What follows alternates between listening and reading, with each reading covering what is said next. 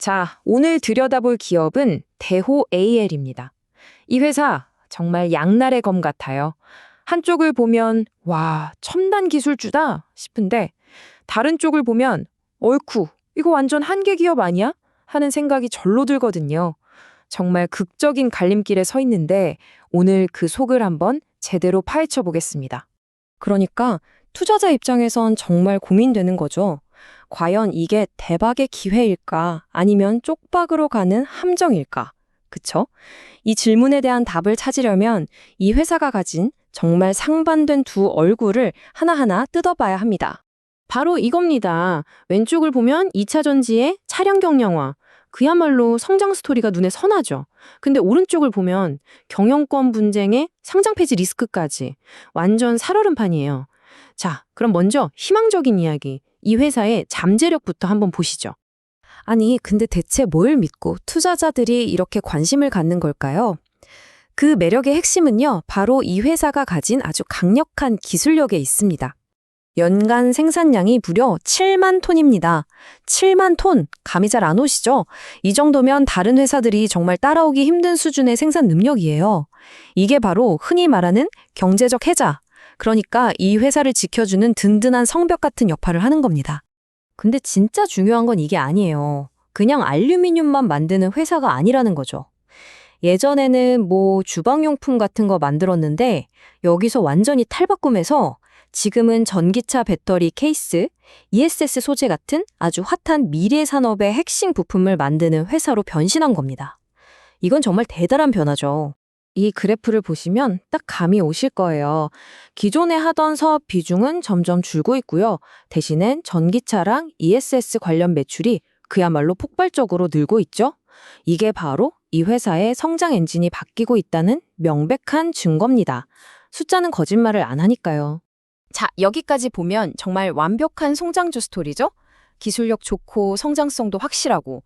근데 말이죠, 이 모든 장밋빛 전망을 한 방에 날려버릴 수 있는 정말 치명적인 시한폭탄이 터져버렸습니다. 그것도 회사 내부, 바로 경영진에서요. 상황이 정말 영화에서나 나올 법한 일이에요. 전 대표가 주가 조작 혐의로 구속됐는데 이걸 두고 옥중 경영 논란까지 나왔습니다. 정말 초유의 사태죠. 그 결과가 뭐겠어요?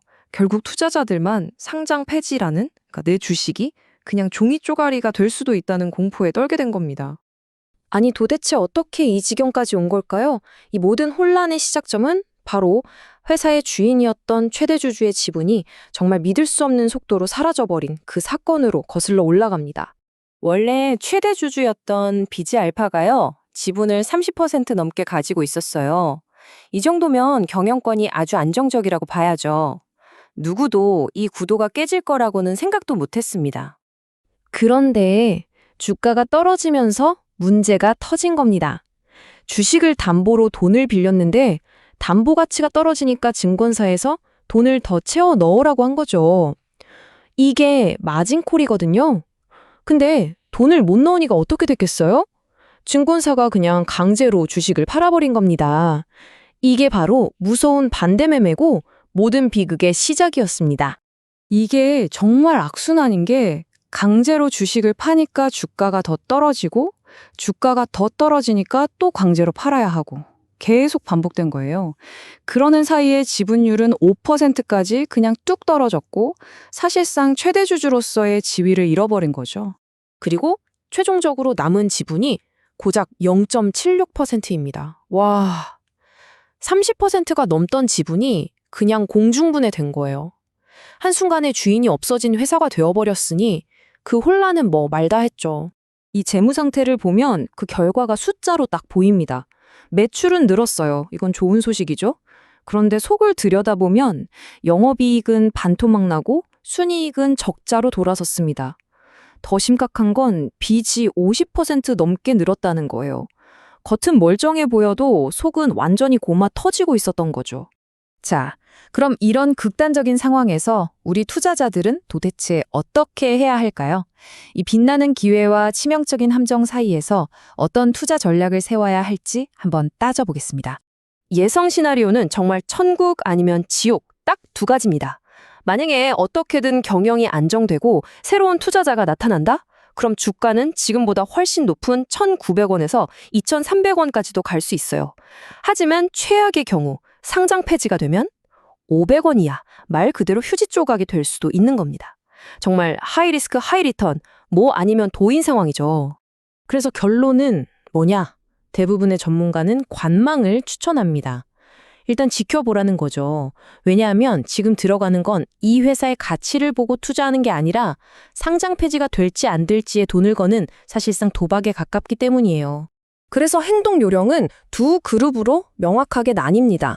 만약에 내가 이미 주식을 가지고 있다. 그러면 670원이라는 지지선이 무너지면 손절하는 그런 식의 리스크 관리가 반드시 필요합니다. 그럼 아직 안 산 사람은요? 간단합니다. 경영 문제가 해결되고 상장 폐지 리스크가 완전히 사라졌다는 공식 발표가 나오기 전까지는 절대로 쳐다보지도 말라는 겁니다. 여기서 정말 중요한 포인트가 있어요. 이 종목의 운명은요, 우리가 맨날 보는 차트 분석이나 기업의 펀더멘탈 분석으로 결정되는 게 아닙니다. 오로지 법원의 판단과 한국거래소의 공시, 딱 이 두 가지가 모든 걸 결정하게 될 거라는 점, 이걸 꼭 기억해야 합니다. 결국 이 모든 상황은 이 질문 하나로 요약될 수 있을 것 같아요. 과연 그토록 뛰어난 기술력이 한번 산산조각 난 신뢰를 다시 회복시킬 수 있을까요? 이 싸움의 끝에서 웃는 건 과연 기술일까요? 아니면 한번 등 돌린 시장의 냉혹한 현실일까요? 판단은 결국 여러분의 몫입니다.